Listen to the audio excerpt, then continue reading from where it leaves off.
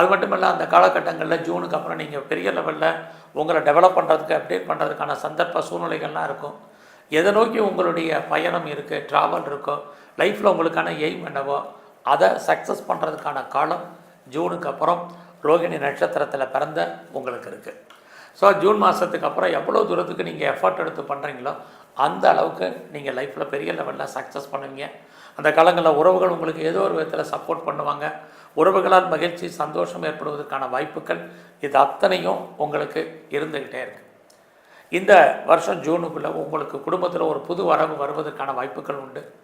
அது மட்டுமல்ல, ரொம்ப நாளாக குடும்பத்தில் சுபகாரியங்கள் நடக்கலை, நல்லது நடக்காமல் இருக்குது, எப்போ நடக்கும் தெரியல, எப்படி நடக்கும் தெரியலன்னு ஃபீல் பண்ணுறவங்களுக்கு ஜூனுக்குள்ளே குடும்பத்தில் சுபகாரியங்கள், சுப நிகழ்ச்சிகள் இருக்குது.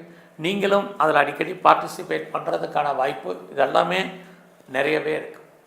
குறிப்பாக ஜூன் மாதத்துக்கு அப்புறம் யாருக்கெல்லாம் பெரிய லெவலில் திருமணம் டிலே ஆகிட்டுருக்கோ கண்டிப்பாக திருமணம் நடக்கும். திருமணம் நடப்பதற்கான பேச்சுவார்த்தைகள் நல்ல விதமாக முடியும்.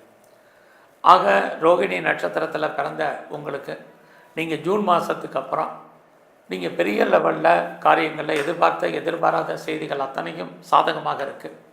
அந்த காலங்களில் உங்களுக்கு லைஃப்பில் ஏதாவது ஒரு பிரச்சனைனா இறைவன் அந்த பிரச்சனையை தீர்ப்பதற்கு யாரையாவது உங்களுக்கு அனுப்புவார். இது அத்தனையும் உங்களுக்கு நடக்கும். அத்தனை விதமான தகவல் தொடர்பை நீங்கள் பயன்படுத்துவதற்கான வாய்ப்பு இதுவும் இந்த காலங்களில் உண்டு. மேலே நீங்கள் படிக்கிறதுக்கு, அப்டேட் பண்ணுறதுக்கு, ஜூமில் கரஸில் படிக்கிறதுக்கான வாய்ப்புகள் இது எல்லாமே ஜூன் மாதத்துக்கு அப்புறம் ரோகிணி நட்சத்திரத்தில் பிறந்த உங்களுக்கு இருக்குது.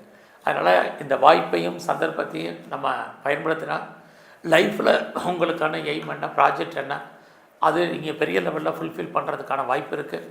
அது மட்டும் இல்லை, ஜூனுக்கு அப்புறம் யாரெல்லாம் வீடு மாறணும்னு நினச்சிட்டு இருந்தீங்களோ, இடம் மாறணும்னு நினச்சிட்டு இருந்தவங்களுக்கு வீடு மாற்றம், இடமாற்றம், ஊர் மாற்றங்கள் அத்தனையும் உங்களுக்கு இருக்குது. ஸோ இந்த வருஷத்தில் நீங்கள் மெயினாக உங்களுடைய சோம்பேறித்தனத்தை அவாய்ட் பண்ணணும், சுறுசுறுப்பாக இருக்கணும். எவ்வளோ தூரத்துக்கு நீங்கள் ஆக்டிவாக இருக்கீங்களோ அவ்வளோ தூரத்துக்கு லைஃப்பில் நீங்கள் பெரிய லெவலில் வர்றதுக்கான வாய்ப்பு இருக்குது.